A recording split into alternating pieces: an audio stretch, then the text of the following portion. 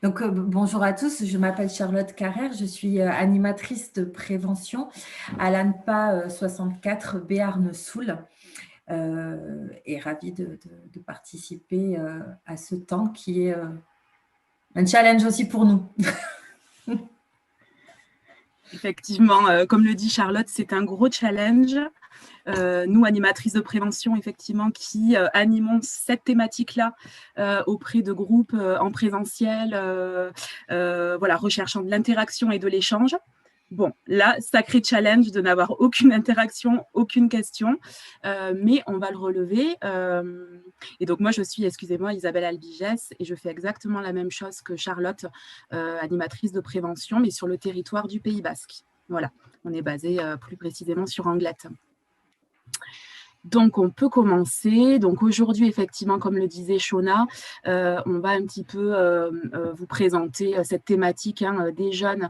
Alors, on a changé un petit peu le terme. On part sur plutôt les conduites addictives plus que les addictions. C'est un terme généraliste qui regroupe, bien entendu, la dépendance, mais aussi tous les usages qu'il y a autour. Parce que dans notre pratique, nous rencontrons des jeunes qui ne sont pas forcément dans un état de dépendance. Donc, on se base vraiment sur voilà, sur ce concept-là, jeunes et conduites addictives, comment agir. Alors, pour ce faire, en première partie, donc on va vous dresser un petit état des lieux, parce qu'il est toujours bon de savoir de quoi on parle avant d'agir. Et donc, pour cet état des lieux, on a un petit peu récolté les observations de nos collègues en Nouvelle-Aquitaine. Et donc dans les différents départements de la région, pour savoir un petit peu ce que consomment les jeunes maintenant dans notre région. Donc on fera ce petit retour. Et ensuite, on détaillera aussi toutes nos actions et puis les moyens pour mieux prévenir. Comment agir en prévention des conduites addictives, surtout se focaliser un petit peu sur les postures à favoriser. Alors à favoriser, pas à adopter. On n'est pas dans le on doit faire, mais voilà, on va vous exposer un petit peu, nous, notre vision, en tout cas, de la prévention. Nos techniques d'animation, bien évidemment, c'est notre cœur de métier. Et puis, on va vous présenter aussi quelques outils de prévention qui peuvent peut-être dans votre quotidien, dans votre pratique, vous aider aussi à en parler, à ce que ça soit un petit peu plus facile pour vous, en tout cas, d'aborder cette thématique-là qui peut parfois être tabou, être intime. Alors, avant toute chose, on va vous présenter brièvement l'ANPA. Donc, l'ANPA, c'est une association nationale qui a une histoire assez ancienne. Elle existe depuis plus de 148 ans. Elle n'est pas sous ce nom-là. Elle a évolué avec l'histoire et les données, les connaissances scientifiques en addictologie. C'est une association loi 1901 reconnue d'utilité publique et agréée d'organismes populaires, qui donc, comme on disait, intervient sur l'ensemble du territoire, qui s'inscrit dans un continuum prévention, réduction des risques, soins. Donc, nous, on va aujourd'hui plus insister sur le côté prévention, mais voilà, il y a on le détaillera plus tard, vraiment ce continuum-là qui fait que l'approche est globale et se veut le plus large et le plus large possible. L'accompagnement plutôt individuel et la plupart aussi de nos actions de prévention sont gratuites, confidentielles. La confidentialité, l'anonymat peut être requis pour ce qui est plutôt des accompagnements individuels dans le champ du soin.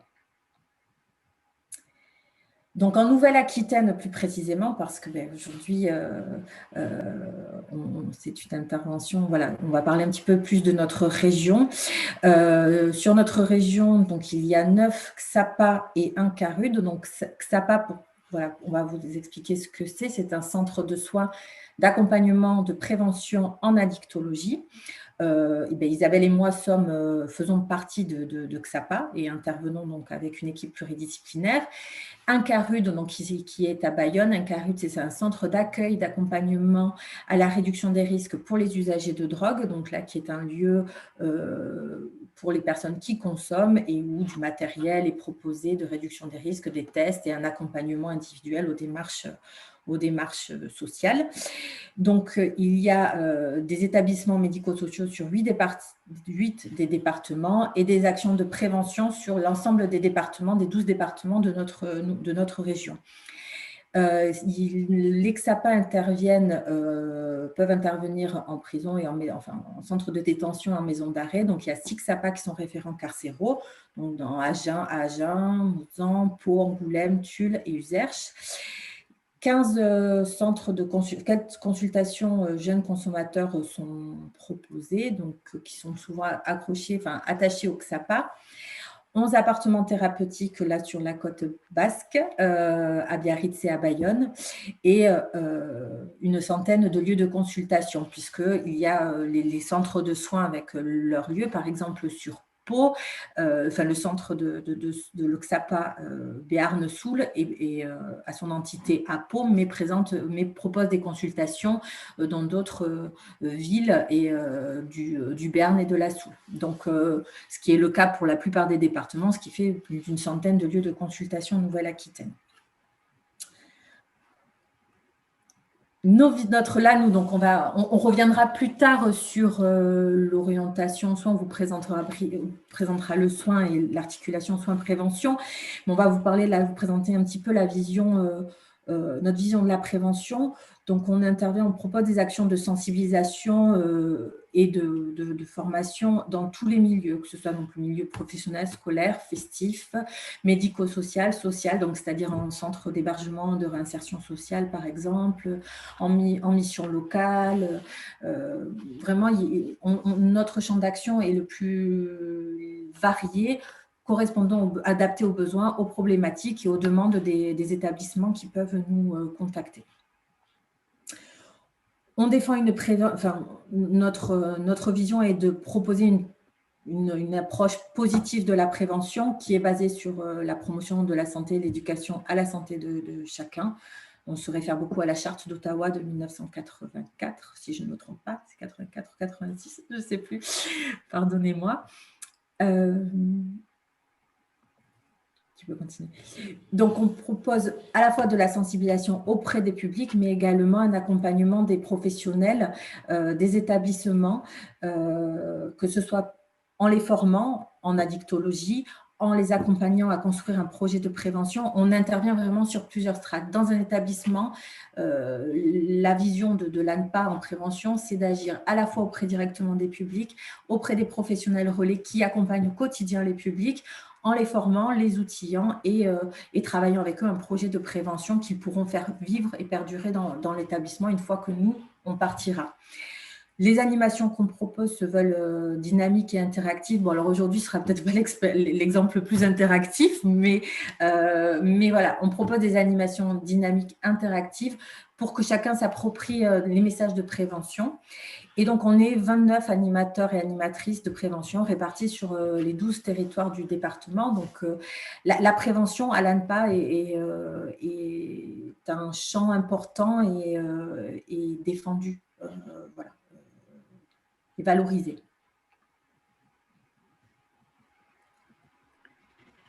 Voilà, donc on va continuer après cette courte présentation du lieu des XAPA et de l'ANPA. On va continuer donc avec ce petit état des lieux des consommations, alors des jeunes en général, au niveau collège jusqu'aux jeunes adultes, donc des jeunes que nous, on voit quotidiennement en séance de prévention.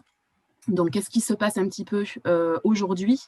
Tout d'abord, on parle en premier de la consommation des écrans. On fait partie d'une société ultra connectée, on le sait tous, et surtout la jeunesse l'est. Donc, du coup, il y a de nouvelles pratiques qui se mettent en place ou qui perdurent, qui sont soit contrôlées, soit dans cette un petit peu perte de contrôle. Mais bon, voilà, ils consomment des écrans pour accéder à des plateformes et à des réseaux sociaux. Première plateforme qui est très en vogue et qui arrive sur le podium au niveau des adolescents, c'est bien sûr YouTube.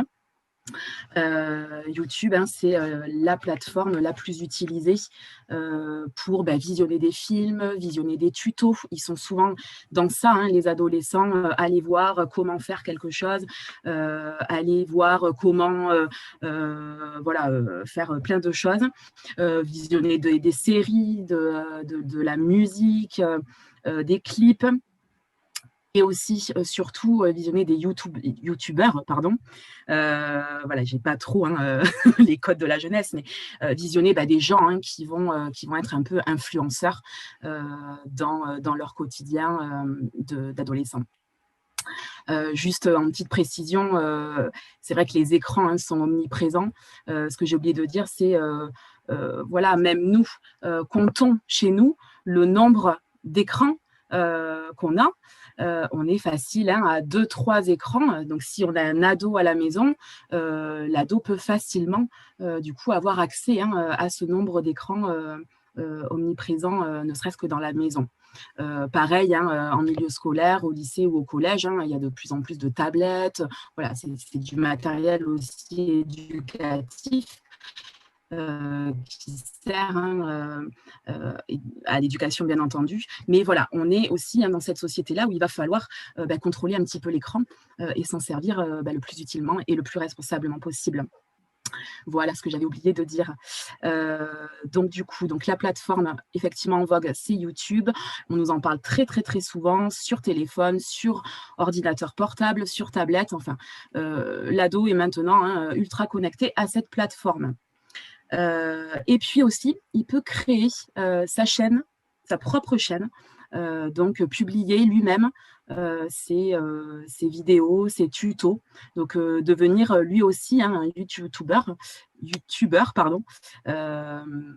et être vu aussi par ses pairs et puis par l'ensemble de la communauté de YouTube. Et donc ça concerne quand même 15% des collégiens qui, du coup, créent leur propre chaîne. Ensuite, en deuxième plateforme bien en vogue, nous avons Snapchat. Donc, peut-être que vous, professionnels, vous avez déjà entendu parler de cette plateforme. Voilà, une plateforme vidéo, photo, où il faut accumuler un certain nombre de flammes pour être suivi par les amis réels, virtuels. Enfin bon, c'est une plateforme et un réseau social qui est assez addictif pour le jeune. Tout le monde y est en ce moment sur ce réseau social. Et enfin, nous avons Instagram aussi très essentiel dans la vie du jeune dès le collège d'ailleurs, pour celui ou celle qui a bien entendu un téléphone personnel.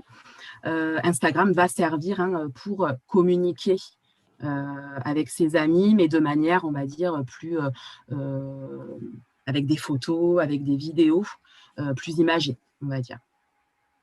Pour jouer aussi, bien entendu, pour s'informer aussi. On peut du coup s'informer on peut on peut suivre des pages, etc.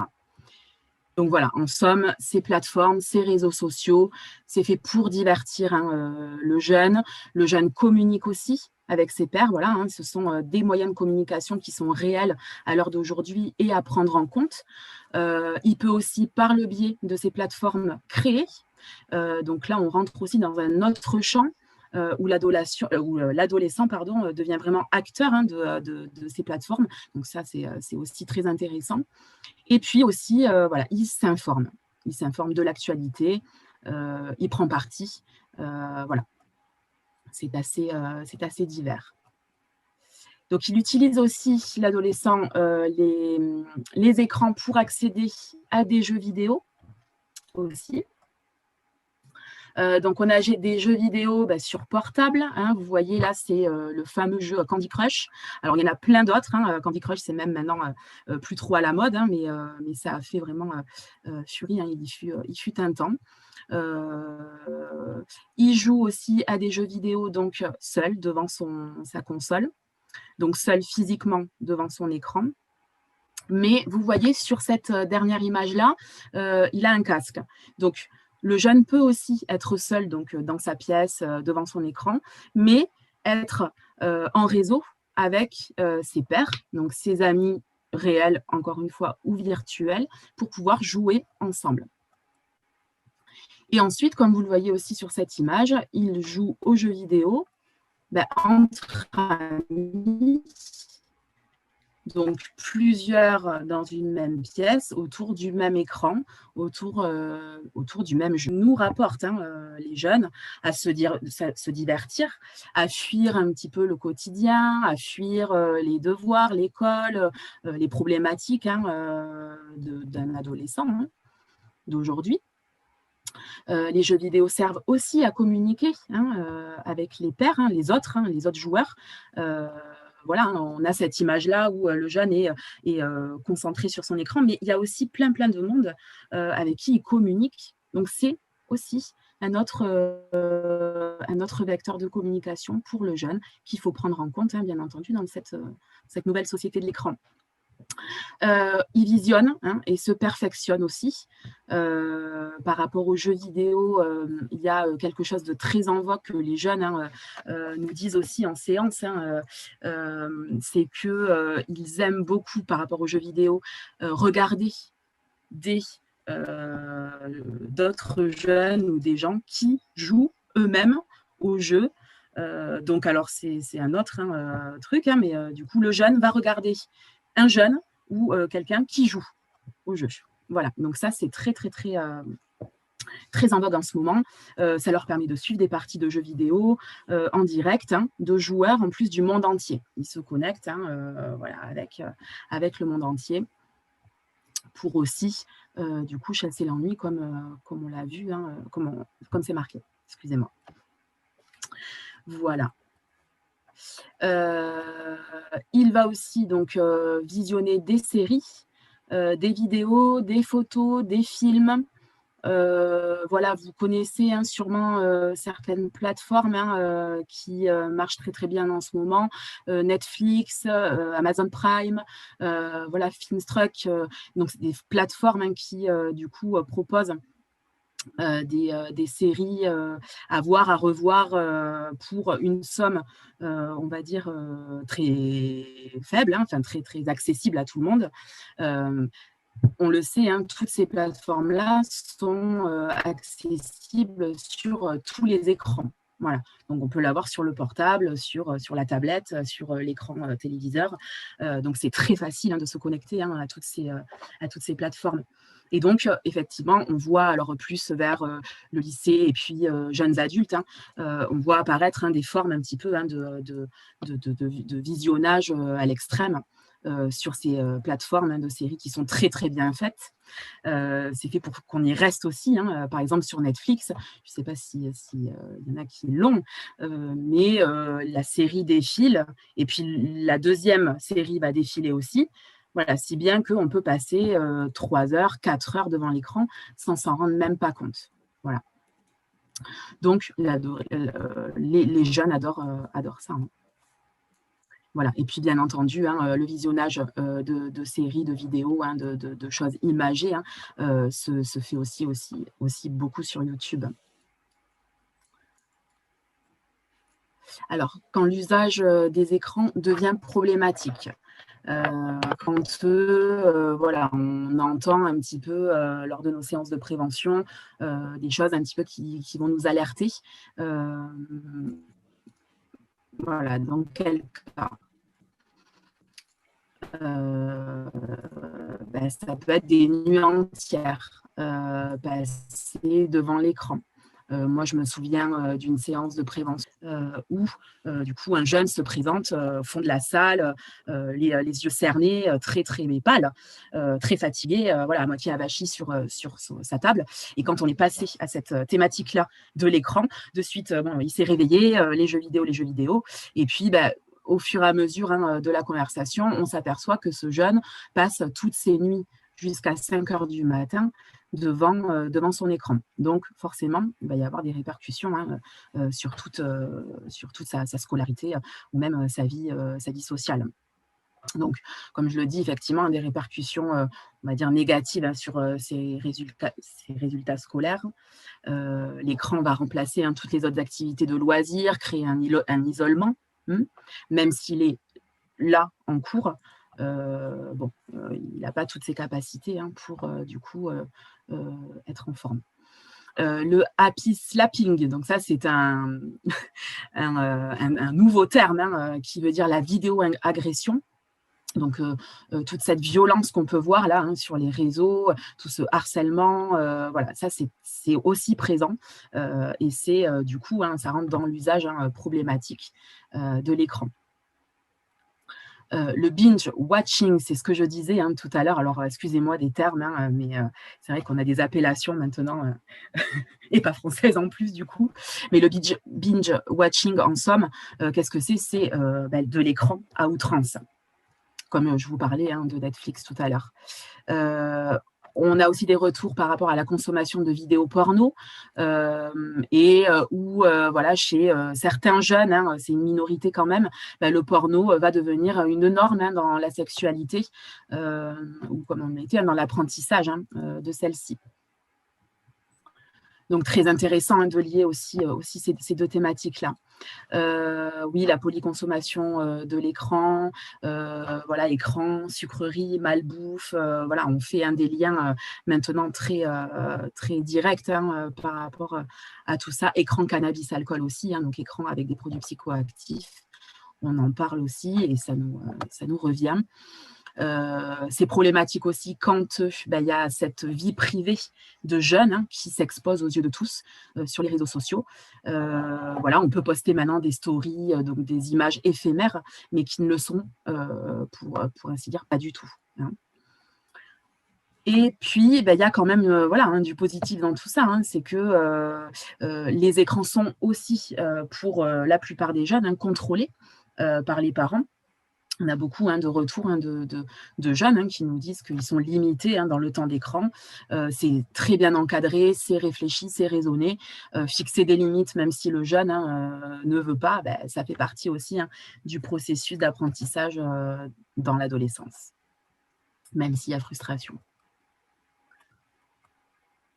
Alors, après les écrans ou en parallèle, les jeunes consomment aussi donc, des substances psychoactives.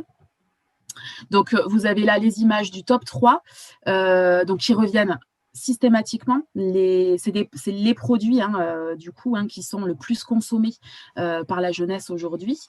Donc, on a bien entendu le tabac. Alors, je vous ai juste mis des chiffres que vous pouvez retrouver de toute façon sur les enquêtes de l'OFDT sur Internet. Je vous invite à aller voir, qui dit que le taux d'expérimentation des lycéens passe de 61% en 2015 à 53% en 2018. L'année dernière, les chiffres de l'usage quotidien étaient les plus bas chez les jeunes. Voilà.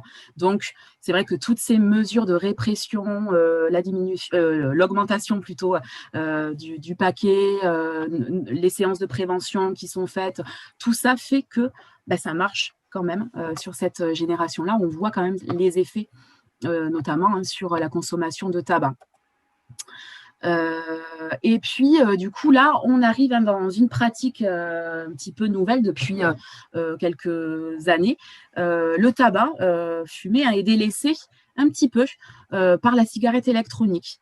On voit que plus de la moitié des lycéens d'aujourd'hui ont au moins expérimenté une fois la cigarette électronique contre voilà, un tiers en 2015. Donc, on voit que cette consommation de e-cigarettes est en train d'augmenter au fil des années. Donc, vous pouvez retrouver tous ces chiffres sur l'enquête Escapade. On vous a mis la référence. Voilà. Alors, juste sur le tabac, la cigarette électronique, pourquoi aussi les jeunes vont y aller.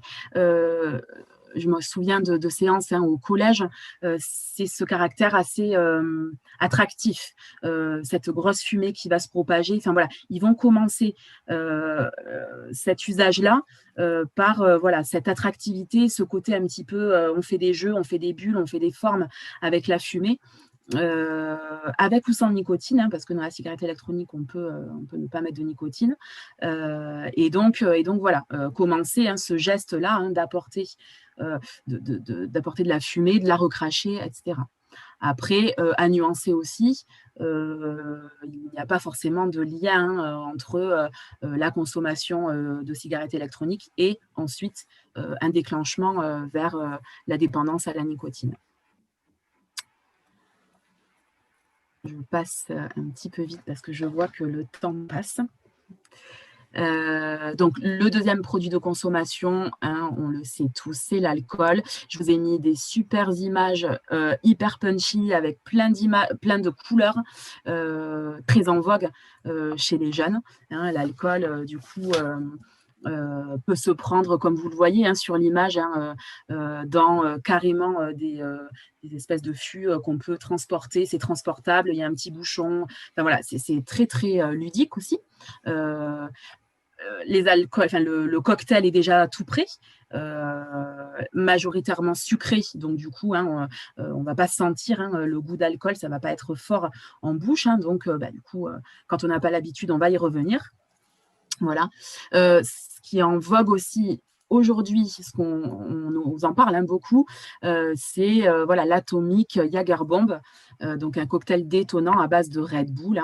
Donc là, c'est les deux mélangés, alcool plus quelque chose de très, très tonique. Ça peut faire des ravages en soirée. Donc, voilà, juste un petit chiffre sur l'enquête classe qui mettait que au collège, 6 élèves sur 10 déclarent avoir déjà consommé une boisson alcoolisée et 1 sur 10 indique déjà une ivresse alcoolique. Donc, ça rejoint ce qu'on voit, nous, habituellement auprès des jeunes, quoi. Et ensuite, le troisième produit de consommation, c'est bien entendu le cannabis, bien entendu avec des guillemets. Un tiers des lycéens ont déjà testé ce produit-là. Et puis, on a quand même 7% des terminales, donc niveau terminal, qui sont des usagers réguliers, donc tombés dans une sorte de dépendance. Donc ça, on nous en parle beaucoup, niveau lycée, et puis ensuite, comme disait Charlotte, par exemple à la mission locale, dans des organismes de formation, donc des jeunes adultes qui nous parlent beaucoup de cette consommation. On a aussi donc des nouvelles pratiques qui s'expérimentent aujourd'hui, donc qui sont à la mode, mais qui sont risquées, qui ne sont pas sans risque. Vous l'avez peut-être entendu, le Purple Drunk ou la lean. Donc la lean, c'est le mot le plus entendu chez les collégiens. Donc ça commence, je me rappelle de séances l'année dernière, tout le monde connaissait la lean au collège. Donc vous voyez déjà, c'est très attractif à l'œil. C'est violet, donc c'est à base de sirop pour la toux, donc à base de codéine et du Sprite, et puis ils y mettent un petit bonbon sucré à l'intérieur pour qu'il y ait un bon petit goût très très sucré qui procure un état de défonce. Vraiment, les jeunes nous disent on a plané, c'était super. Donc une certaine euphorie dans les effets positifs, mais il peut arriver aussi du coup une somnolence, une perte de contrôle de soi. Dans les effets les plus négatifs, on peut avoir des crises d'angoisse, des difficultés aussi à s'exprimer. Donc un produit qui dans les fêtes tourne beaucoup, mais qui n'est pas sans risque. Donc, on informe sur ces nouvelles pratiques, on informe les jeunes. C'est important qu'ils sachent ce qu'ils consomment. Ensuite, on nous a rapporté aussi une consommation de protoxyde d'azote, donc dit proto. Donc c'est du gaz hilarant, donc qui se prend par les petites cartouches qu'on met dans les siphons à chantilly. Donc les jeunes savent très très bien comment le manier. C'est du coup un prix dans les ballons. Le gaz donc est très froid, mais ça ils le savent, ils savent les risques, donc ils font très attention, et donc voilà, ils inhalent ça et ça leur procure une grande euphorie, des rires incontrôlables. Alors c'est 2-3 minutes d'effet, mais ça peut aller jusqu'à une certaine distorsion visuelle, auditive, un peu de perte de contrôle de soi. Et puis dans les cas les plus graves, il peut y avoir des risques de manque d'oxygène à force d'inhaler ce gaz à outrance.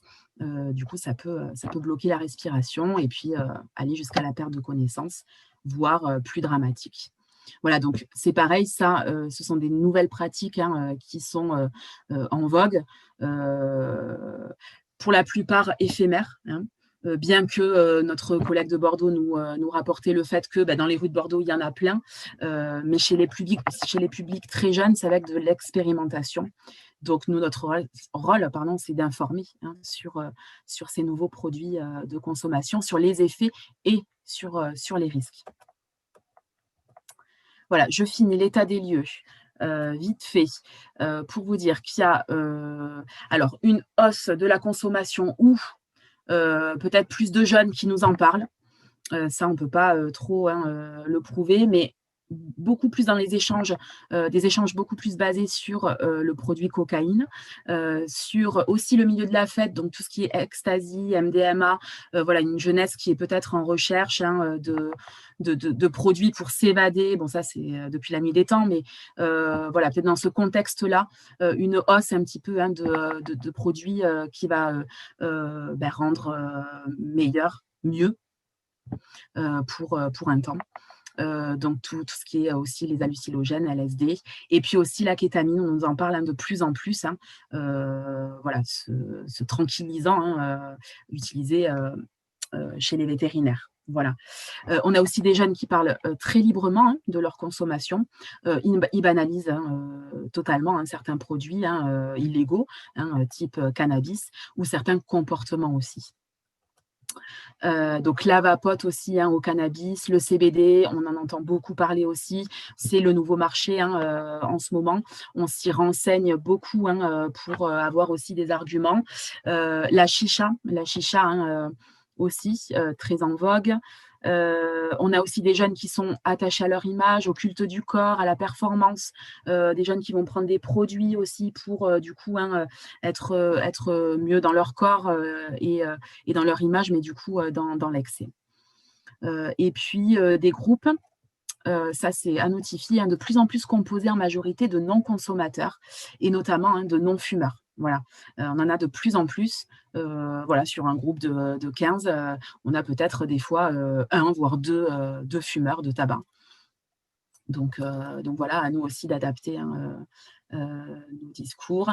Et ensuite, voilà, ce qu'on voulait aussi noter, c'est voilà, on observe quand même que les jeunes qu'on rencontre sont plus responsables. Ils ont eu beaucoup de prévention, que ce soit au collège, au lycée. Voilà, ils savent prendre soin de leur père, ils le font. Bien qu'il y a encore voilà, des anecdotes qu'on nous rapporte, mais voilà, ils prennent soin d'eux et de leurs amis. Donc ça, c'est vraiment top. Ils savent quoi faire en cas de bad trip, ils savent les gestes secours. Et puis, ils s'informent aussi par, on a vu les réseaux, les écrans, pour un peu réfléchir sur leur santé. Voilà pour cet état des lieux. État des lieux qui est assez, qui montre aussi la diversité des pratiques et qui fait que voilà, qui nous pousse nous à toujours être en prévention ou dans les interventions auprès des jeunes, être au plus près et les écouter et à la fois se renseigner, actualiser les données scientifiques de terrain et pour correspondre vraiment au plus près de la réalité de ce que vivent les jeunes, enfin, les publics en général. Bon, en l'occurrence, on parle aujourd'hui des jeunes, donc on va continuer.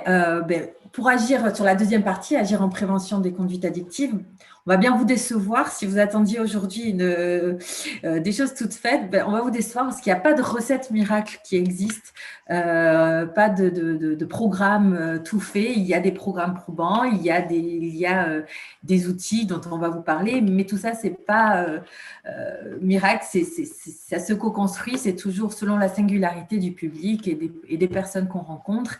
Et l'objectif d'intervention n'est pas de faire que les jeunes ne consomment pas, mais peut-être voilà, de pouvoir, comme on le disait, informer, qu'ils puissent faire des expériences en tout état de cause, en garantissant et en réduisant au maximum les risques, et pouvoir connaître aussi les lieux qui existent, les lieux qui leur sont dédiés pour, s'ils se retrouvent en difficulté ou dans une pratique addictive, pouvoir se ressourcer et être accompagnés.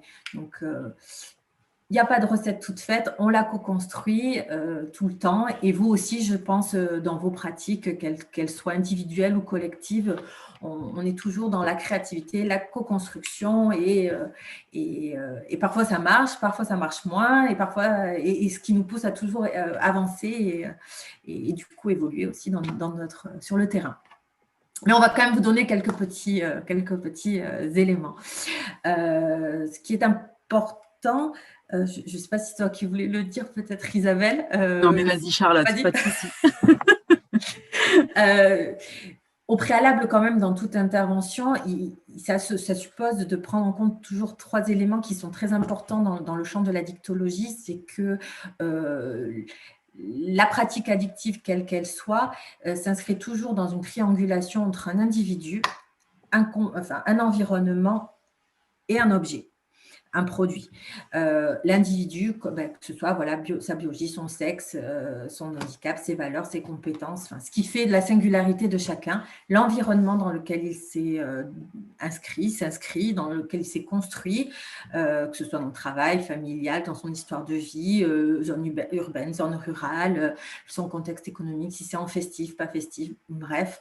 Tout ce qui fait que l'environnement dans lequel chacun et chacune en évolue, et le produit ou le comportement, qui soit licite, illicite, ça a quand même malgré tout un effet, le caractère licite et illicite, notamment sur les représentations qu'on peut avoir. Un petit focus quand même, ce ne sont pas les produits illicites les plus consommés aujourd'hui, mais les produits bien licites, comme Isabelle en parlait, le tabac et l'alcool, qui sont aujourd'hui licites, mais qui sont des substances psychoactives et qui ont un effet addictif important. Donc voilà, on est toujours, que ce soit dans le champ de l'accompagnement, que dans les actions de prévention, on prend en compte cette triangulation-là, qui est, c'est pas nous qui l'avons inventée, elle est de Claude Olivenstein, et ça fonde vraiment la pratique en addictologie, sur laquelle tout le monde aujourd'hui s'appuie.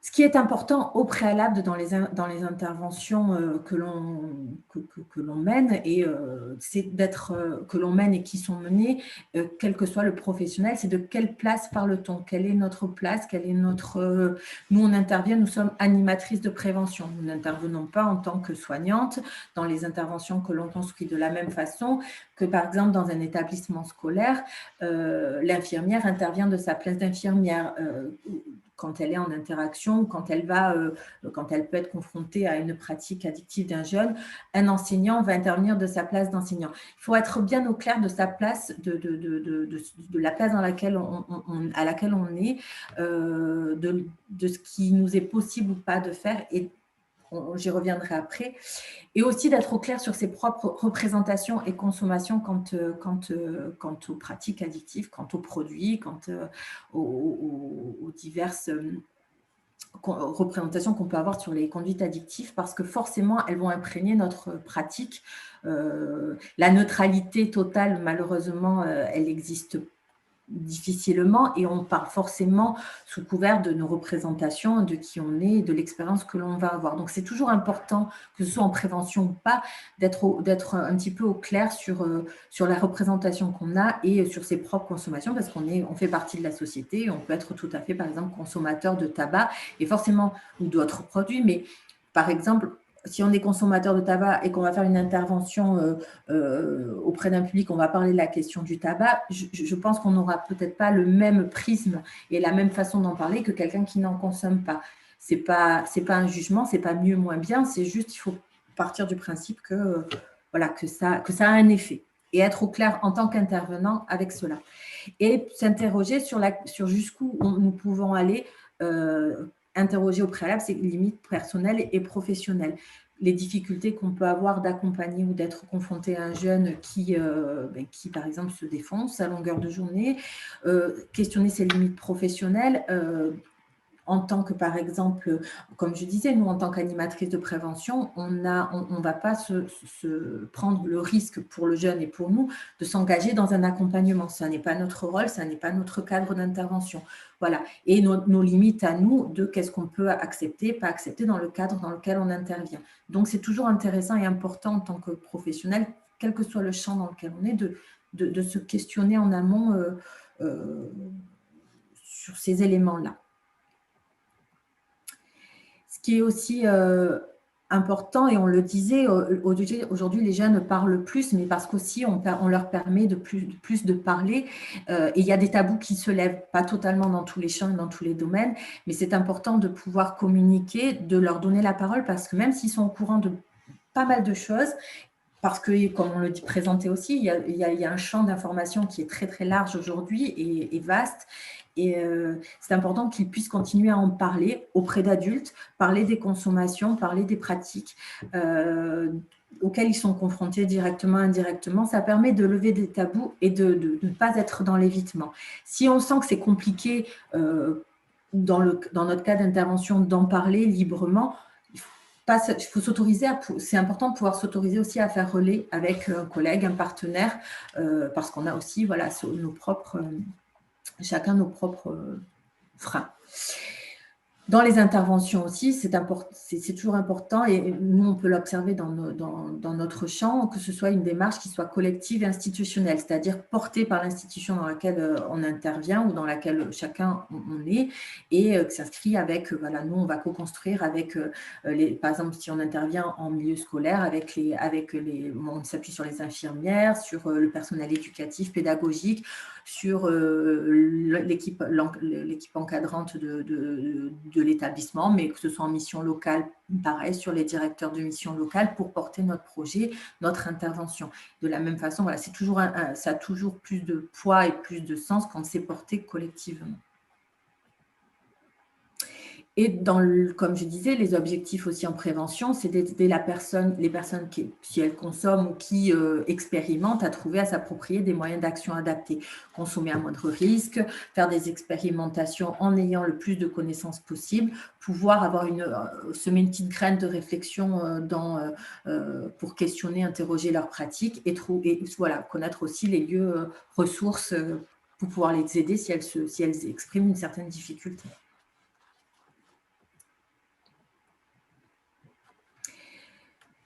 Ce qu'on peut constater aussi dans les interventions et quand on échange aussi avec les professionnels, c'est que nous, en tant qu'adultes, pour autant avec le recul, la pratique, l'expérience et selon la place professionnelle qu'on occupe, on peut avoir ce regard que ça peut être un problème, la consommation, problème parce que on peut entrer dans une spirale de dépendance, ça peut mettre en difficulté plusieurs pans de la vie, mais pour les jeunes, c'est pas forcément à la base. Ce ne sont pas toujours un problème à la base. Ça peut être, comme on vous disait, une expérimentation. Si le jeune est dans une addiction, ça peut être peut-être même une solution pour lui face à un mal-être, face à autre chose. Donc, ça peut parfois entraîner un décalage dans la posture du professionnel face au jeune. Le professionnel voit les produits, les pratiques addictives comme étant un problème. Et pour les jeunes, ils n'ont pas forcément cette seule vision-là. Toujours favoriser l'expression des jeunes, leur ressenti, s'appuyer sur les faits de ce que l'on constate, de ce qu'ils constatent, de ce que nous on constate, et essayer au mieux de ne pas être dans l'interprétation, l'interprétation, le peut-être que, il me semble que, mais de pouvoir être au plus près de la réalité du groupe de jeunes. Et comme on disait, les signes physiques, souvent, en tant que, on va être voilà, dans l'observation de pouvoir des signes physiques mais ils peuvent être trompeurs et c'est toujours important, nous en prévention, mais ça vaut aussi pour quelque chose, enfin, un temps plus individuel, de s'intéresser au pourquoi, aux raisons de la consommation, la fonction qu'elle peut occuper. C'est vraiment des leviers qui permettent d'interroger et de pouvoir échanger. Principalement, les jeunes ou les moins jeunes, hein, les gens consomment pour 3 raisons. Pour le plaisir avant tout, parce que on est des êtres tous humains, on cherche du plaisir, hein, on recherche le plaisir. Pour la socialisation, pour faire la fête, partager, échanger. Pour certains jeunes, ça peut être vraiment quelque chose de très important, des jeunes plus introvertis qui sont peut-être moins à l'aise dans la relation, plus timides pour entrer en relation avec leur père. Ou voilà, ça peut être un outil, enfin voilà, un outil qui aide à se donner un peu de contenance. Et on peut aussi consommer la troisième raison pour un petit peu pour apaiser un mal-être, hein, de l'automédication. Hein, et c'est plutôt la consommation là est plutôt symptôme d'autre chose, d'une dépression, d'un mal-être, de problèmes familiaux ou autre. Donc, comme on vous dit, ce n'est pas forcément l'objet qui est le plus l'objet de consommation, l'alcool. Bien sûr, c'est important, mais ce n'est pas le seul levier. Et nous, on présente, on le parle, mais ce qui est très important, c'est les raisons, le pourquoi les jeunes y consomment. Et c'est là où on va pouvoir voir que certains consomment pour expérimenter, ce qui est normal. D'autres ont des pratiques qui sont plutôt peut-être plus inquiétantes et qui là rentre dans des mésusages ou là on rentre peut-être parfois des troubles de l'usage. Et voilà, pour terminer un petit peu ce petit préalable au niveau des postures, hein, très fréquemment chez les jeunes et particulièrement à l'adolescence, faire des expériences, rechercher des sensations, Isabelle, elle le disait, hein, chercher à comprendre, c'est des comportements assez fréquents et constructifs à l'adolescence. Et ça passe par, oui, expérimenter certains produits, certains comportements. Mais jusque-là, on va dire, ça ne va pas si mal quand on en est là. Ça ne veut pas pour autant dire que ça n'est pas un risque. Hein. On ne banalise pas. Mais le risque est toujours présent et c'est ce que nous, on fait en prévention, de parler que ce soit pour expérimenter ou autre, consommer tel ou tel produit ou avoir telle ou telle pratique présente des risques. Donc, ça, consommer un produit ou consommer un comportement, hein, une pratique ne mène pas forcément à une addiction.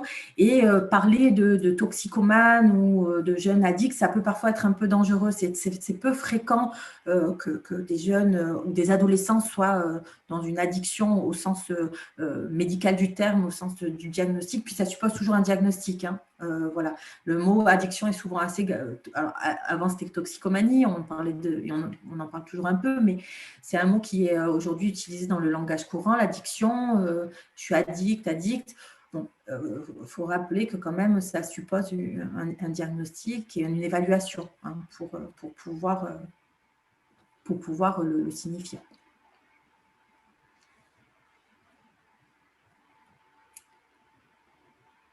Voilà, donc comme le disait effectivement Charlotte, ce qui est important, c'est effectivement nous, notre positionnement, hein, en tant qu'adultes auprès des jeunes. Donc comment nous, on se positionne dans aussi, hein, dans nos représentations, dans nos consommations personnelles, notre vie, hein, autour des produits et comportements addictifs. Et puis, comment... comment favoriser une posture plus qu'une autre. Alors, je vous passe, je suis désolée, quelques slides pour aller un petit peu plus vite. Voilà, ce qui est intéressant, c'est de prendre en compte où en est le jeune dans sa consommation, pour pouvoir adapter notre posture en fonction. Donc, ce qu'on vous propose, c'est de vous présenter très brièvement, je vais essayer de le faire en 5 minutes pour qu'on ait le temps de tout caser, Le modèle de Prochaska et de Di Clemente, qui est vraiment super intéressant dans les différents stades du changement, dans la consommation de la personne. Nous, ça nous aide beaucoup, en tout cas, en séance, avec, alors là, les jeunes consommateurs, pour le coup. Donc là, on n'est plus dans de la prévention du coup primaire. Là, on s'adresse aussi à des jeunes consommateurs. Donc, pour faire simple et clair, si vous le connaissez, peut-être pas. Donc, le modèle est comme suit. Donc, c'est une espèce de cercle pas vicieux, parce qu'on peut s'en sortir, qui débute par une pré-contemplation. Donc, je vais un petit peu détailler tous ces stades-là et puis les postures à favoriser. Alors attention, comme le disait Charlotte, il n'y a pas de recette miracle, de baguette magique. Chaque personne est aussi différente et va le prendre aussi différemment selon son histoire, tout ce qu'on a vu. Donc il y a différents stades qu'on va voir ensemble. Donc, le premier stade, ça serait la pré-contemplation.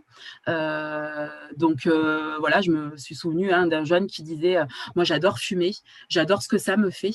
Moi, je ne veux rien changer à ça. » Donc, on en a plein, des jeunes comme ça en séance de prévention, peut-être vous aussi, professionnels qui êtes en contact avec eux.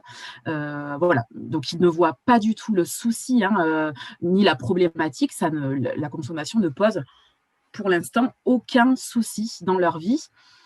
Nous, notre rôle, ce qu'on peut favoriser, c'est de faire de la réduction des risques et des dommages.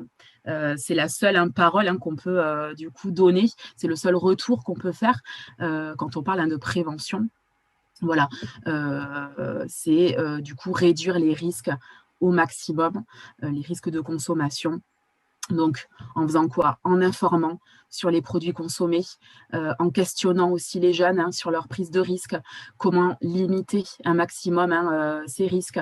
Voilà, c'est toute cette réflexion-là qu'on peut faire émerger avec les groupes et aussi en individuel, bien évidemment.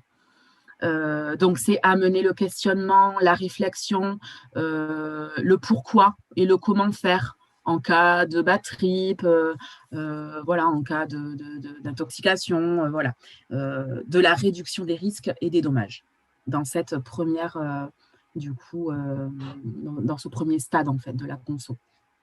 On va rien changer. Et puis, comme le disait Charlotte, l'objectif, c'est pas que les jeunes ne consomment plus. Quand ils sont dans cette étape-là de la conso, ils ne vont rien retenir quant à des conseils pour arrêter, etc. Non, là, ça veut comment dire, il n'y aura aucun effet. Donc, se concentrer plus sur de la réduction des risques. Ensuite, on est sur l'étape de la contemplation où là, le jeune nous dit j'ai envie d'arrêter ma consommation de cannabis, j'ai envie de ne plus fumer de joint, mais en fait, j'aime quand même l'effet que ça me procure. J'aime bien ça. Donc là, comment on peut faire quand un jeune nous dit ça? Donc nous, on propose en groupe, parce que c'est notre travail de travailler avec essentiellement que des groupes, de peser le pour et le contre, les avantages à consommer, les désavantages. Voilà, on peut faire un petit brainstorming, on peut leur donner des post-it et puis chacun va réfléchir un petit peu à ses avantages et ses désavantages. Essayer de travailler sur la balance décisionnelle en groupe. Voilà. Donc là, c'est un début de réflexion sur le changement. Et puis aussi, notre rôle, c'est quand même d'orienter le plus possible, enfin notre rôle à tous, pas qu'à Charlotte et à moi, c'est même à vous, professionnels, c'est quand elle disait Charlotte tout à l'heure, on a des limites dans notre pratique, c'est pas un échec de demander de l'aide extérieure, bien au contraire. Donc, on oriente le plus possible, on propose, voilà, on présente, pardon, du coup, le XAPA, les consultations jeunes consommateurs, tous les lieux d'aide pour les jeunes dans ce cas-là, dans cette situation de consommation. Donc, l'objectif dans ce stade-là où se trouve le jeune, c'est vraiment d'accroître cette envie de prendre la décision, de changer, d'arriver à l'étape supérieure. Donc, nous, on s'arrête là, c'est vraiment accroître cette envie-là. Et puis aussi de se faire aider si besoin, en proposant du coup les lieux, ressources. Ça, c'est vraiment essentiel. Ensuite, nous avons donc le stade qui suit, qui est la détermination. Donc là, par exemple, les jeunes qui nous disent, bon, ben, allez, je finis mon paquet de cigarettes et j'arrête, je suis déterminée. Donc ça, on l'entend aussi. Qu'est-ce qu'on peut faire? Valoriser au maximum déjà cette prise de décision, cette idée. Super. C'est travailler en groupe aussi sur la confiance en soi. Prendre cette confiance-là, aller jusqu'au bout. Dire aux jeunes qu'il peut y arriver aussi. C'est vraiment valoriser au maximum ça. S'appuyer aussi sur les autres membres du groupe. Enfin, nous, en tant qu'animateurs, animatrices, on est vraiment dans cette dynamique-là. Ça peut être insufflé aussi par le groupe. Donc ça, c'est hyper intéressant. Donc s'appuyer sur les autres pour une dynamique motivationnelle, ça, c'est vraiment le top. Pourquoi pas faire un petit jeu, établir un plan. En fait, que ce soit concret et du coup réalisable pour donner cette envie-là aux jeunes d'aller à l'étape suivante. Bien entendu, orienter le plus possible vers l'EXAPA, donc tous les centres d'aide. Il n'y a pas que l'EXAPA d'ailleurs, on en parlera tout à l'heure, pour un travail, on va dire, plus en individuel. Voilà. Et puis, donc voilà, le mot d'ordre, c'est la valorisation.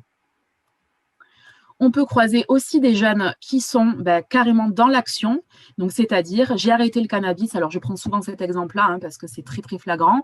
Depuis une semaine, je suis très nerveux, je dors pas bien, je me sens pas bien. Donc là, il y a cette action qui est engagée dans cette modification du comportement et forcément il y a ces états de manque qui surviennent, des états dits normaux. Dans l'étape de sevrage.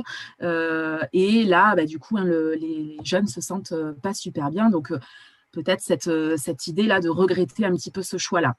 Qu'est-ce qu'on peut leur répondre à ça? C'est soutenir, c'est encourager cette action-là qui est pas facile.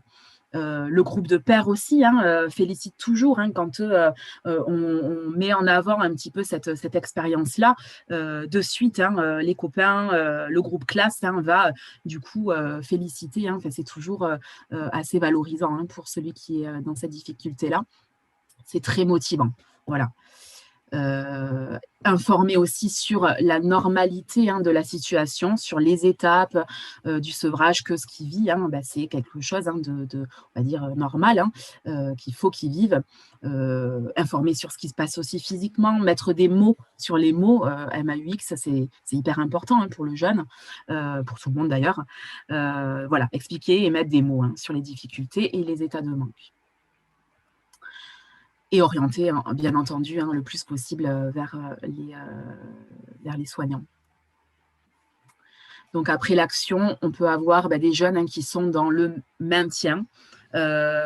Donc là, des retours de « je fume plus depuis 15 jours, sauf que ce week-end, je vais à l'anniversaire d'un pote où tout le monde va fumer. » J'ai peur de ce qui va arriver. Je suis motivée, mais j'ai peur de retomber. Donc, c'est arrivé là avant-hier en séance. J'ai entendu ça du coup de la part d'un jeune. Qu'est-ce qu'on fait de ça? On valorise au maximum tous les efforts qu'il a déjà accomplis.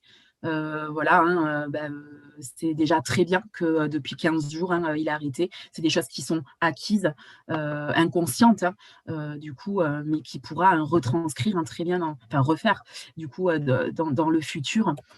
Et puis en savoir un petit peu plus aussi sur ses craintes, sur ses peurs, sur les situations qui vont le mettre à risque, justement, cet anniversaire qui va arriver, le faire un petit peu parler, extérioriser, mettre aussi encore des mots sur ça.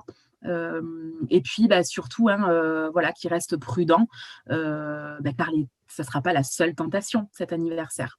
Il y en aura aussi plein d'autres. Voilà, donc extérioriser les craintes et les peurs, ça fait toujours du bien à l'adolescent pour avancer, bien entendu, quand le cadre aussi le permet. Voilà. Et puis, encore une fois, c'est un leitmotiv, mais vraiment, pour nous, c'est voilà, l'essentiel, orienter quand on voit que la limite, que le jeune en a besoin, surtout, vers un accompagnement individualisé. Donc, après cette phase de maintien, on peut aussi avoir des jeunes qui nous disent je me suis délivrée de mes dépendances. Mardi, une jeune qui me disait, voilà, après de multiples consommations et dépendances à certains produits, du coup, voilà, je suis heureuse maintenant d'avoir décroché de tout ça. J'ai une autre vie.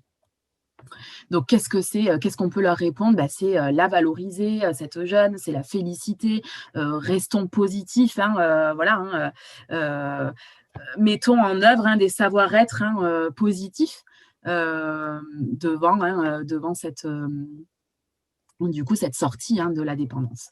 Ça peut être un sujet de conversation, de débat. Le jeune aussi peut témoigner devant le groupe. C'est hyper intéressant.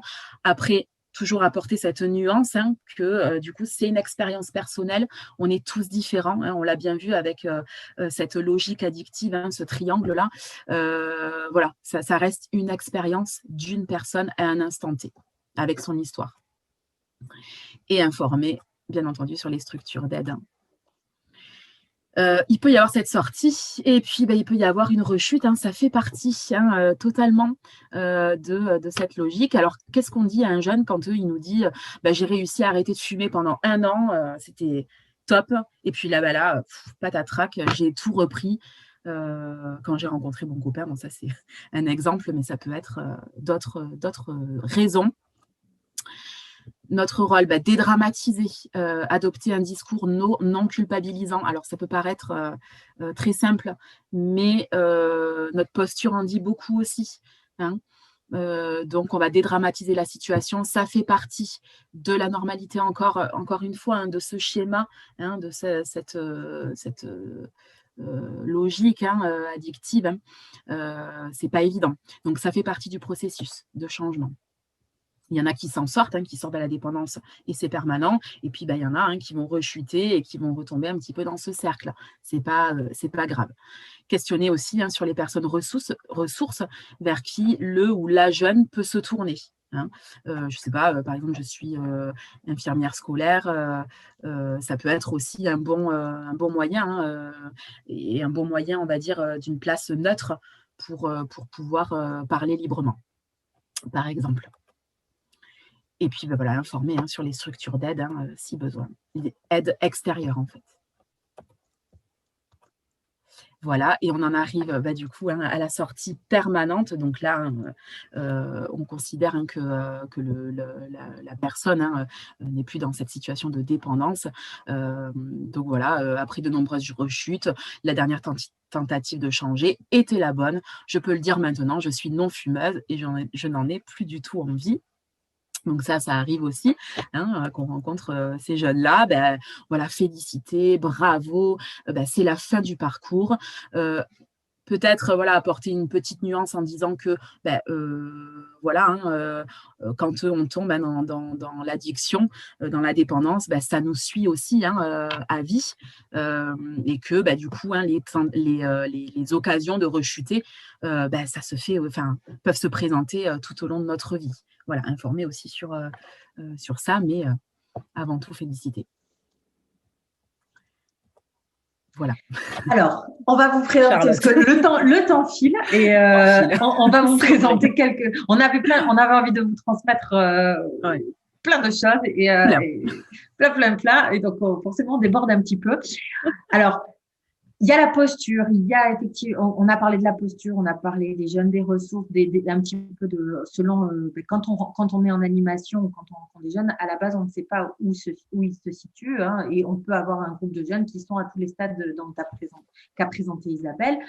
Donc forcément, on va s'adapter. Mais on a quand même des petites choses qui nous aident, notamment des outils d'animation.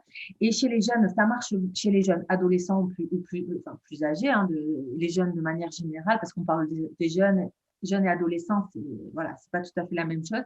Mais chez les jeunes, globalement, ce qui marche pas mal, la parole, c'est un levier, mais c'est pas toujours évident. Et donc, avoir certains outils de médiation et les mettre en action, les faire voilà, bouger au niveau de leur corps, c'est vraiment des leviers pour nous en intervention. Donc, on va vous parler de quelques outils.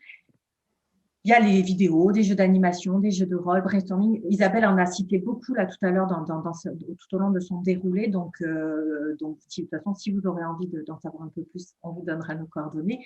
L'IREPS, c'est un institut partenaire.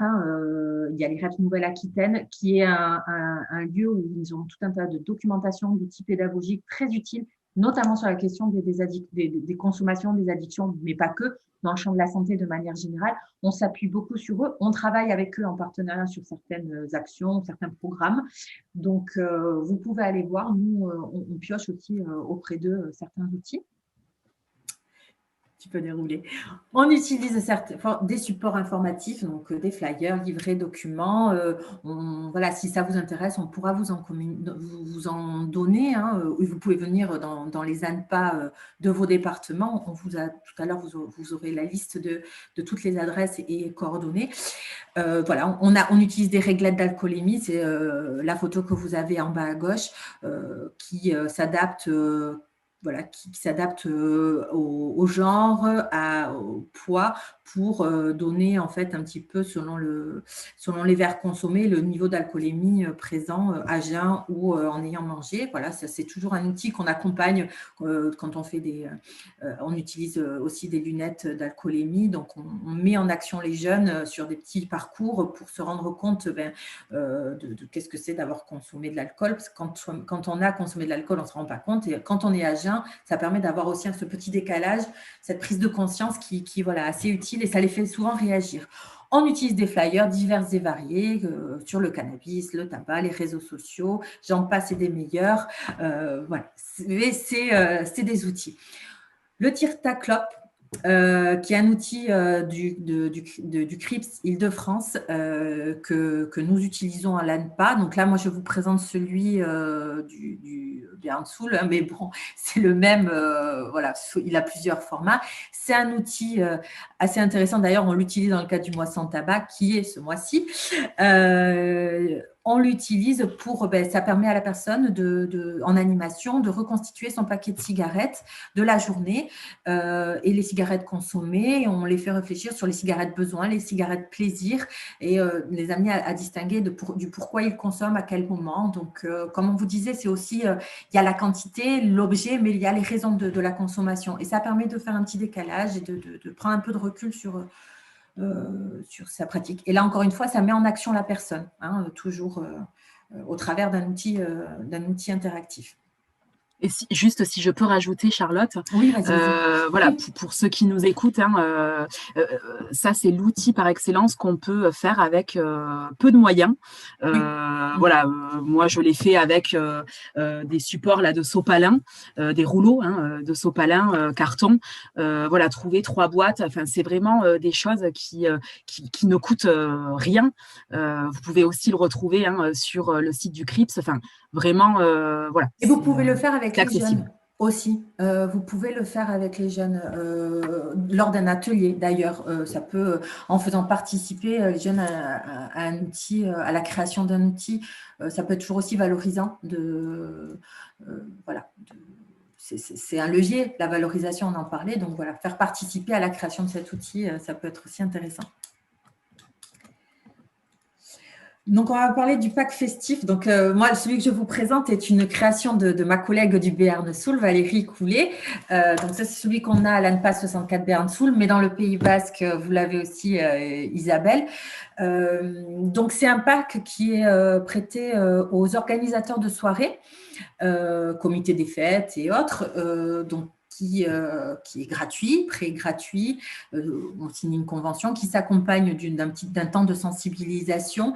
Et c'est pour les personnes qui sont intéressées, s'inscrire dans une démarche de prévention, à la fois faire la fête, mais en garantissant quand même un petit cadre, quoi, une petite petit parachute, on va dire ça comme ça, mais en tout cas, voilà, s'inscrire dans une démarche de prévention. Donc, il y a des outils, il y a des alcools, des éthylotests, des préservatifs, des supports informatifs, des roules tapailles pour les personnes qui consomment de la cocaïne, entre autres. Enfin, je ne vais pas tout vous donner, tout vous lister. Si vous êtes intéressé, encore une fois, c'est pour vous montrer ce qu'on peut créer une mallette de prévention, en fait, pour permettre de faire la fête en toute sécurité, en tout cas avec le maximum de sécurité possible, et ce qui permet, voilà, de pouvoir. Voilà, c'est un outil assez intéressant qui marche. Et puis, voilà, si vous voulez en savoir plus, voilà, on pourra vous en parler plus dans un autre temps. Alors, le porteur de parole, c'est aussi un outil donc, très intéressant, qui est un outil d'interaction sociale dans l'espace public. Là, celui que vous voyez a pour question, donc ça suppose une formation qui est dispensée par l'IREPS. On part d'une question assez large et c'est des témoignages qui sont disposés un peu partout, un peu par terre, et les gens circulent en fait et lisent. Et c'est un support pour faire interagir, pour après aller interroger les personnes. Donc celui qu'on utilise, c'est À quoi êtes-vous accro? Et donc il y a tout un tas de témoignages divers et variés, et que les personnes qui sont interpellées peuvent aussi elles-mêmes faire un propre témoignage en prenant une nouvelle affiche et écrire leur propre témoignage en réponse à cette question. Et c'est un support, voilà, toujours d'interaction qui facilite l'échange, favorise l'échange. Oui, juste pour ajouter, hein, Charlotte, c'est vrai que là, cet outil, ça me fait penser, on a beaucoup parlé là, dans notre présentation de séances, voilà, parce qu'on est parti peut-être du parti pris d'aller en établissement scolaire ou quoi, mais ça peut être aussi effectivement un échange dans la rue. Bon, on ne sait pas quel professionnel nous regarde, mais voilà, de votre place de professionnel, vous pouvez très bien avoir un échange individuel de par ces outils-là, quoi. Petit focus sur la photo-expression qu'on peut utiliser, peut-être que vous utilisez, et qu'on va pas vous... Enfin, c'est pas forcément quelque chose qu'on vous fait découvrir, mais pour vous montrer quelque chose c'est un outil qu'on utilise qui s'appuie sur la marque déposée Photolangage, qui est une collection de photographies significatives sur plusieurs thématiques. Nous, on n'utilise pas la méthode photolangage parce que nous n'utilisons pas dans une fonction psychothérapeutique. On n'est pas des psychologues, on n'est pas professionnels de la santé. C'est pour ça qu'on parle de photo-expression. Mais on a quand même une méthodologie qui peut être commune, qui a un objectif qu'on utilise notamment en prévention et aussi en formation, parce qu'on vous parlait au début qu'on dispense des formations. Ça facilite la communication en groupe. Ça a pour aussi intérêt donc d'être un support pour le groupe, de confronter aussi personnellement sa propre subjectivité à celle du groupe, puisque, par exemple, nous, on utilise sur la question de l'addiction, il en existe un avec des photos sur les conduites à risque, et on pose comme question de demander aux jeunes, on les dispose, les photos, de choisir une photo qui évoque pour eux le plaisir et une photo qui évoque pour eux l'addiction. Pendant 5 minutes, ils vont se déplacer, regarder un petit peu toutes les photos, répondre à la question, voilà, la question qui est posée avec un objectif. Ils font ce choix individuel et puis ensuite, ils le restituent au groupe, ce qui nous permet ensuite de débattre, d'échanger, de confronter et à la fois de prendre un petit peu de recul sur soi-même, de pouvoir se conforter ou confronter chacun ses représentations et qui est c'est une approche centrée sur l'expérience parce que forcément, on les amène à parler d'eux puisqu'on leur demande de choisir ce qui évoque pour eux avec leur propre subjectivité. Et ça peut être une porte d'entrée quand on débute une animation ou une formation pour permettre de mieux se connaître, finalement d'emblée rentrer dans la question, en amenant quelque chose de soi, bien évidemment en ayant au préalable posé le cadre d'intervention et la confidentialité, etc., etc. Voilà, et puis dernier outil de notre présentation. Alors, c'est un outil virtuel. On se met aussi à la page de cette société ultra connectée, comme on le disait tout à l'heure. Donc, nous, toutes les deux, avec Charlotte, on fait partie comment dire, d'un groupe qui s'appelle Promeneurs du Net. Donc, ce sont des professionnels de tout milieu, de tout champ.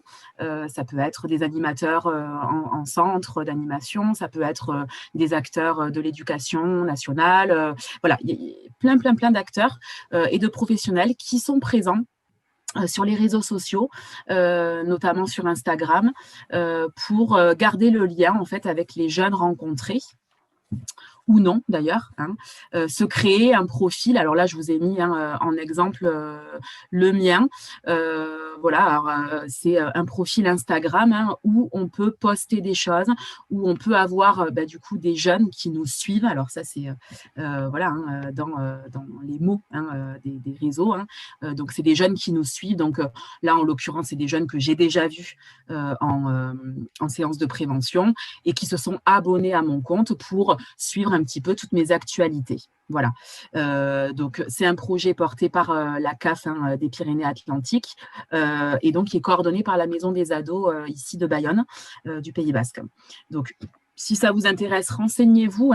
C'est aussi un outil qui est hyper intéressant pour rentrer vraiment dans la réalité du jeune, dans les réseaux sociaux. Nous aussi, ça nous permet d'en savoir un petit peu plus sur les réseaux. C'est hyper important de s'outiller aussi et puis d'expérimenter ce que consomme aussi la jeunesse. Alors attention, je ne dis pas d'expérimenter tous les produits, mais là, c'est hyper intéressant d'aller sur les réseaux sociaux, de s'informer, de publier des choses. On peut aussi discuter avec les jeunes. On peut publier, orienter. Voilà, moi je poste voilà sur l'orientation. Je postais aussi sur le mois sans tabac. Enfin voilà, plein de publications qui peuvent intéresser le jeune. Il le prend ou il le prend pas. C'est aussi la loi des réseaux. Il peut zapper, mais en tout cas ça y est, on est présent. On peut aussi, du coup, je vous ai mis un petit exemple, mettre en image ce qu'on vit aussi avec des groupes de jeunes pour donner peut-être envie aussi. Et puis, voilà, être vraiment présent là où est le jeune, ça c'est hyper important, hyper intéressant. Donc voilà, n'hésitez surtout pas. Donc là, bon, on n'a plus le temps, mais n'hésitez pas à vous renseigner. Et puis de toute façon, vous aurez aussi la présentation avec toutes les coordonnées de tous les projets, voilà, et tous les outils aussi qu'on vous a présentés. Bon, pour terminer, voilà, vers où orienter le jeune et où l'entourage qui se posent des questions, qui sont confrontés à une pratique addictive. Nous, on vous en a parlé, on parle beaucoup des XAPA, pas que de nos XAPA, pas que de nos centres de soins d'accompagnement et de prévention en addictologie, des consultations avancées, ce qu'on appelait les CJC pour les 16-25 ans. On peut orienter vers les services hospitaliers en addictologie. Il existe les maisons des ados, les points écoute jeunes. On vous parle du site addictoclick.com qui regroupe, selon vos départements, les lieux ressources. Comme vous allez avoir dans la slide suivante les coordonnées des ANPA des 12 départements, dont la Charente-Maritime.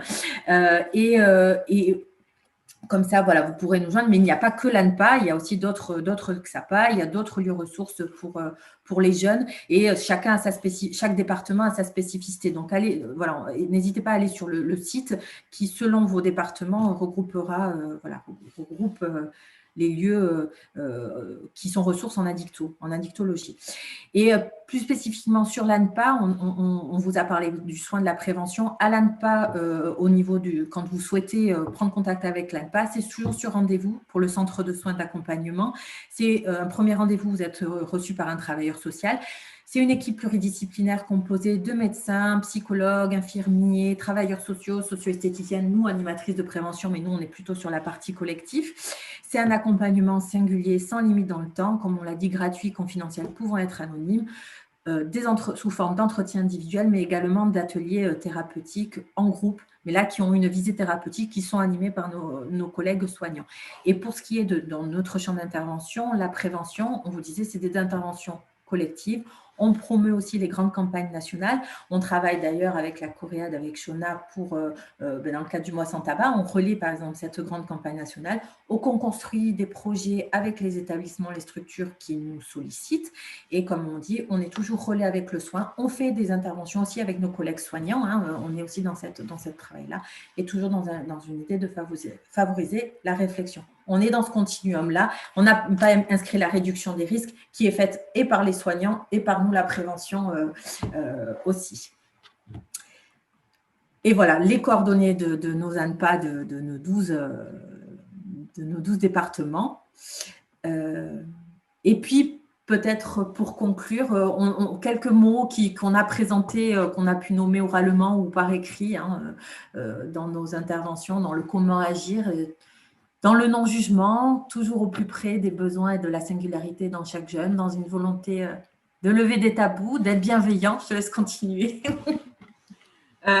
Oui, voilà, dans la valorisation, amener toujours le positif. On sait tous que l'adolescent, voilà, c'est une période assez complexe où se joue plein de choses. Jouer sur l'interaction, alors avec ou sans outils. Charlotte disait effectivement l'échange très important avant toute chose. Échangeons avec ces jeunes. Ne laissons pas, n'évitons pas les situations, ne fermons pas les yeux. Ça va qu'amplifier les problématiques où que vous soyez.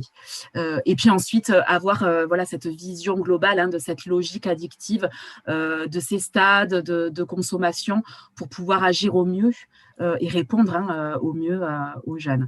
Il y aurait plein d'autres mots, mais on va s'arrêter là. Donc voilà, vous avez nos contacts. Merci beaucoup de votre attention. Beaucoup. On a un peu dépassé le temps. On a un peu dépassé. En tout cas, merci.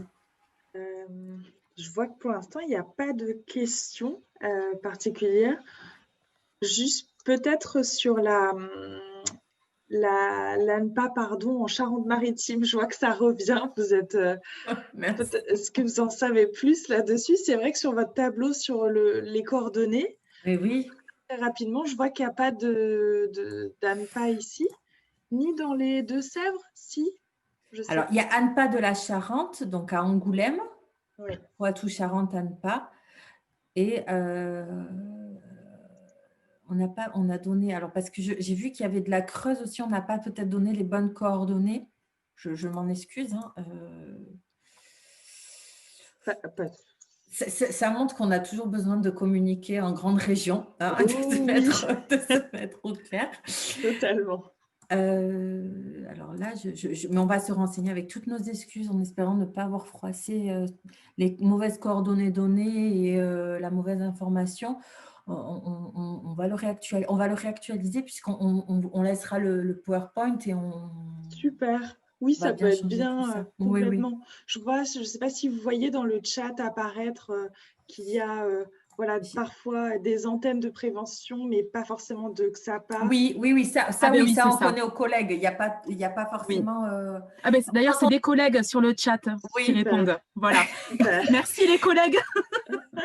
En fait, l'ANPA, en effet, on est présent sur tous les départements. On n'a pas précisé. Il n'y a pas d'EXAPA sur tous les départements. Quand on avait fait la présentation avec la petite carte de la Nouvelle-Aquitaine, oui. L'ANPA est présent. Parfois, effectivement, et ça, c'est la grosse pensée aux collègues de prévention qui sont sur des départements sans être attachés à des centres de soins, rattachés à des centres de soins sur le département. N'empêche que l'ANPA prévention, la partie prévention, on est présent sur l'ensemble on intervient sur l'ensemble de la région Nouvelle-Aquitaine et des 12 départements, sans pour autant avoir des XAPA affiliés. C'est la petite nuance qu'on n'a pas, qui pouvait prêter à confusion. Totalement, mais pas de souci, au moins c'est éclairci. Très bien. Je pensais aussi par rapport à l'ANPA, du coup vous faites tous les publics et c'est un numéro unique pour vous joindre, c'est ça? Ça marche comme ça qu'en Gironde? Ça vous dit quelque chose? Pardon, pour plutôt avoir des consultations. Ah oui, alors chaque XAPA possède son numéro D'accord, voilà, de téléphone, voilà, effectivement. Et la première barrière, on va dire, c'est effectivement d'appeler et de prendre rendez-vous. Voilà, bien tout à fait. sûr. Mais chaque XAPA, et on l'a mis dans la présentation, D'accord, à possède son numéro de téléphone, hein. Tout à d'accord, fait. d'accord. Ouais, Super. à Et Quantaine en tout cas. d'accord. Et moi, du coup, en tant que voilà, coordinatrice de la campagne Moi sans tabac, souvent j'ai plusieurs partenaires qui sont aussi bien des entreprises que des écoles qui souhaitent avoir soit une espèce de conférence ou une intervention auprès de leur public sur, par exemple, le tabac, parce que moi c'est sur le tabac, mais sur les autres substances, ça les intéresserait. Comment faire du coup pour bénéficier d'une action par vous? Est-ce que c'est possible? Est-ce que c'est payant? Est-ce que voilà, quelle est la démarche pour pouvoir voilà, vous avoir en tant qu'intervenant? Tu réponds, je réponds. On se complète. On se complète. Oui, alors sous forme de demande, effectivement, c'est nous contacter, voir ensemble, vraiment le besoin, voilà, qui est propre, à chaque structure, comme vous, Shona, vous le disiez. Et puis ensuite, on va construire ensemble un projet, voilà, qui réponde à ces besoins-là. Alors, en termes de financement, Oui, nous, voilà, c'est ce qui intéresse je tout le pense. monde, voilà. En termes de financement, nous, on a des enveloppes, donc des budgets qui nous permettent du coup d'intervenir dans les établissements scolaires, par exemple, ou, comme le disait Charlotte tout à l'heure, auprès de la mission locale, des structures assez spécifiques, où du coup, on peut développer des programmes probants, comme on le disait tout à l'heure.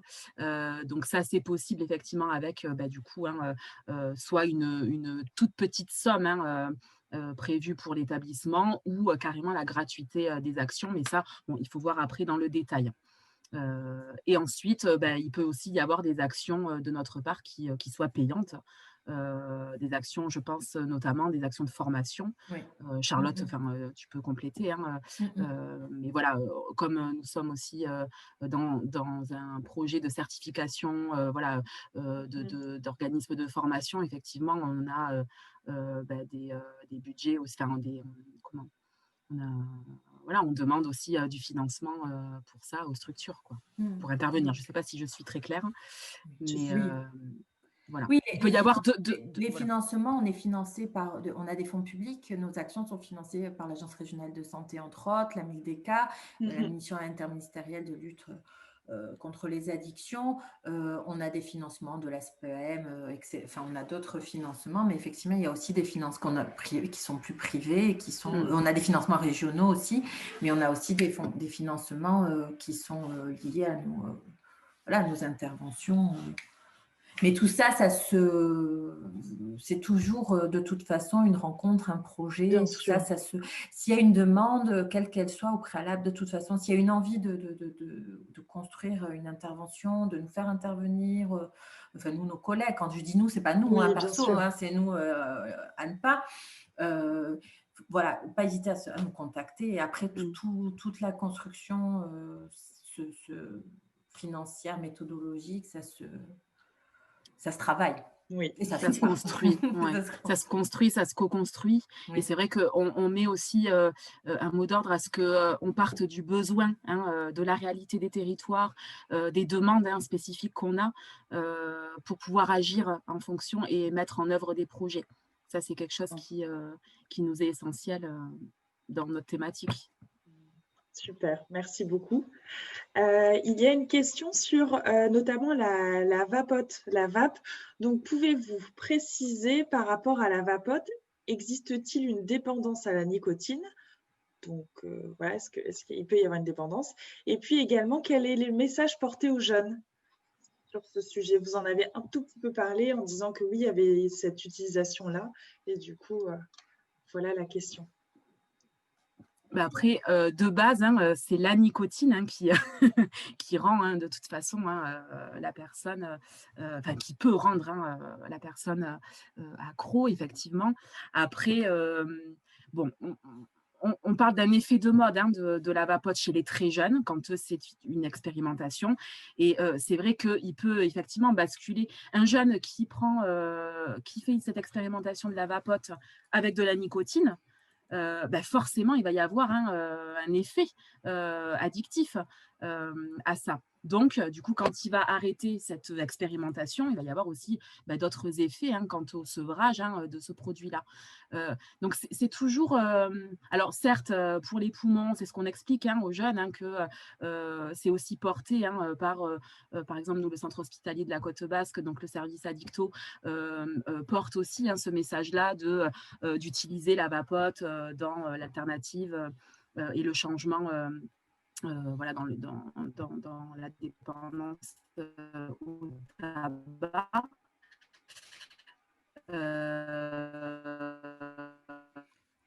On t'entend plus très moins bien. bien, oui. Mais voilà, dans mon message.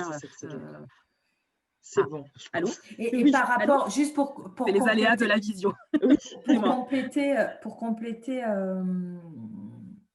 la question de la vapote, j'ai ma collègue Valérie qui me donne des petites, qui interagit aussi.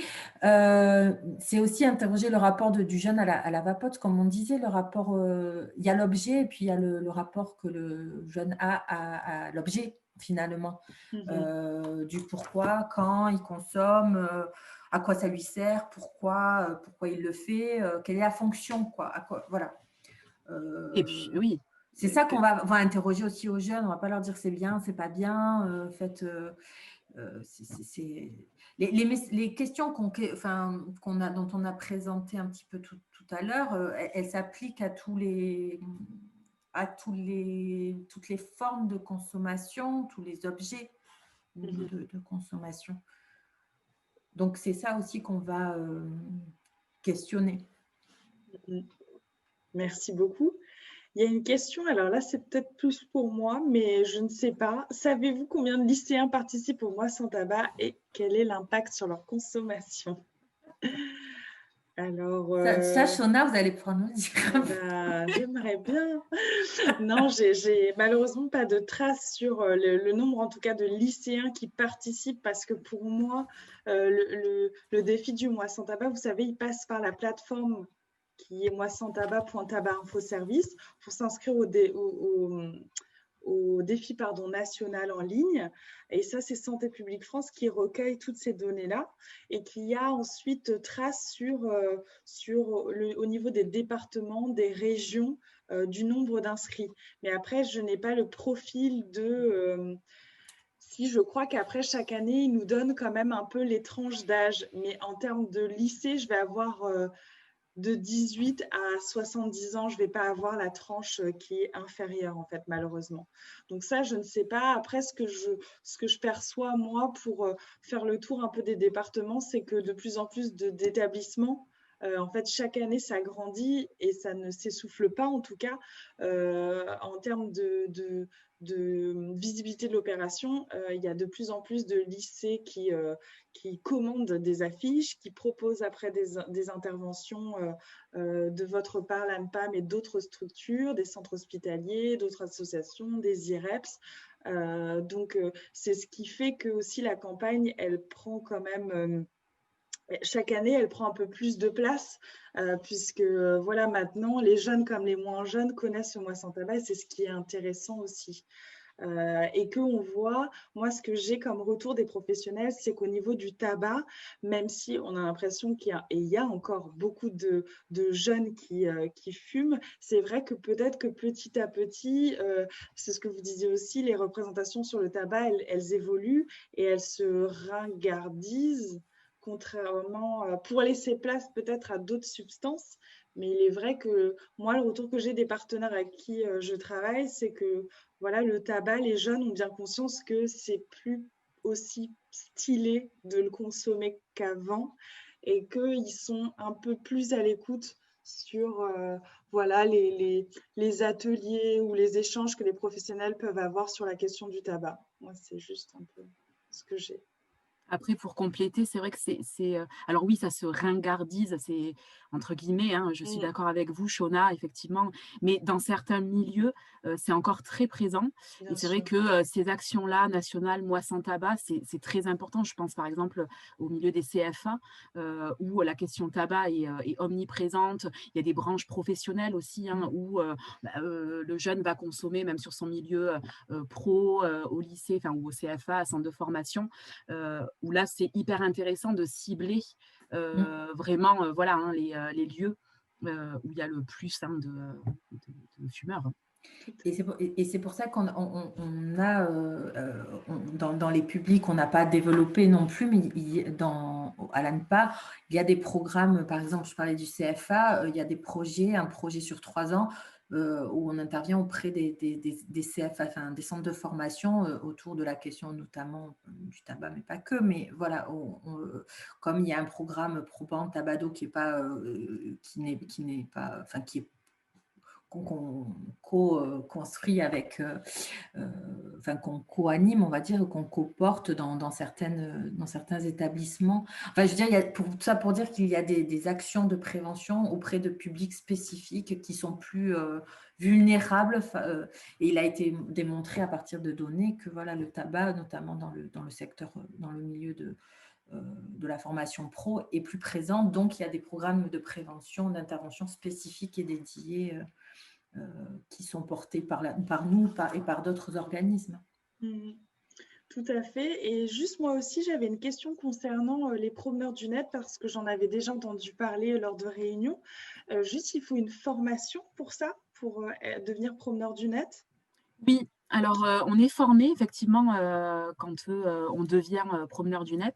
On est formé sur, les plateformes, réseaux sociaux, voilà tout ce que je vous ai un petit peu présenté, au tout Oui, début, hein, les écrans, enfin voilà, c'est très intéressant ce que consomme le jeune, hein, en termes d'écran. Et puis sur la partie aussi technique, voilà, comment faire vivre la chose, comment faire vivre, voilà le profil sur la durée. Et c'est souvent coordonné, en tout cas ici, c'est comme ça hein, dans les Pyrénées-Atlantiques, c'est coordonné par une personne qui va être au plus proche des professionnels. Hein. Donc un coordinateur de terrain qui va proposer des formations assez fréquentes dans l'année pour que nous aussi, hein, on puisse, dans notre fonction, inclure cette nouvelle pratique. Et n'hésitez pas, si vous êtes intéressé, à vous rapprocher des CAF, des centres d'allocation familiale, de vos départements, parce que c'est eux qui portent le projet Promeneur du Net.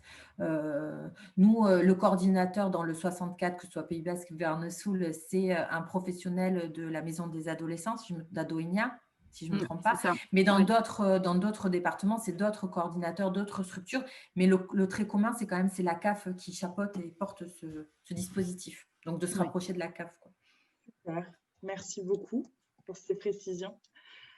Je ne sais pas s'il y a d'autres questions. Moi, du coup, votre présentation, elle faisait écho aussi avec des vidéos qu'on a faites et du coup, avec la vidéo qui est sortie cette semaine sur les réseaux sociaux, qui a été faite avec l'intervention de Véronique Garguil, que peut-être que certains connaissent, qui est psychologue addictologue au niveau de Charles Perrin à Bordeaux et qui anime aussi des CJC. Je ne sais pas si vous, Charlotte et Isabelle, vous avez vu cette vidéo.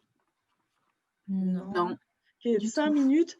Peut-être que ce que je vous propose pour voilà, terminer la séance et peut-être les dernières réactions, c'est de tenter de la diffuser. Elle dure 5 minutes.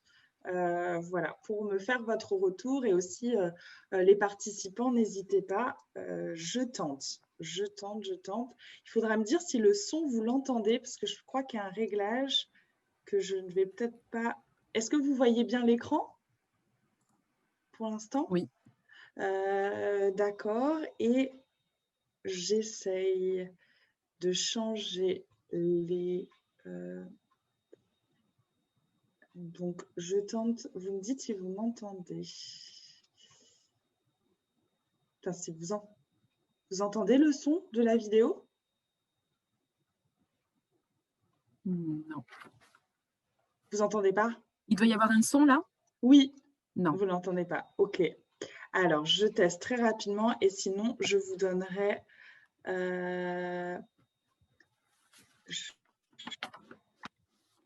Et là, je tente, je retente, sinon de toute façon, cette vidéo, vous aurez sans mon casque. Mais là, mes collègues me disent ça. Mais je crois…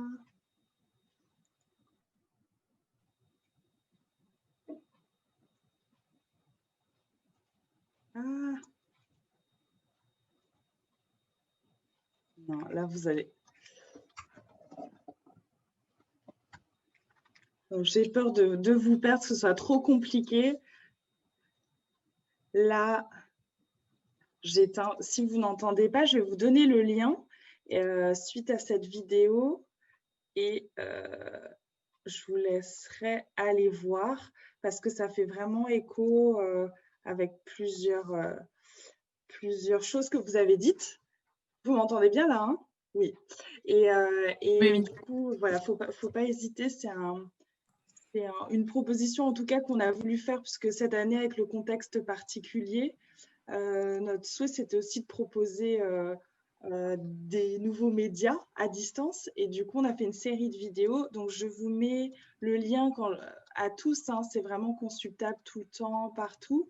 Si vous voulez les télécharger aussi, il ne faut pas hésiter à m'envoyer un lien. Je pense que certains reçoivent chaque semaine mes vidéos sous format téléchargeable, mais d'autres peut-être pas. Donc, il ne faut pas hésiter à m'écrire parce que pour avoir ça, donc vous avez sur notre site internet qui est tout nouveau, vous avez toutes ces vidéos et puis je vous mets aussi un lien YouTube comme on en a beaucoup parlé pour aussi que vous puissiez voir. Donc vous verrez sur ça, il y a sur ces vidéos, en fait, c'est des vidéos flash sous le format un peu Combini, donc avec un fond coloré, entièrement sous-titré, quelques mots-clés qui apparaissent. Et en fait, le but, c'était sur différentes thématiques de santé, donc celles auxquelles ça m'a fait écho, c'est celle sur tabac et jeunes, où du coup, c'est sous le format interview.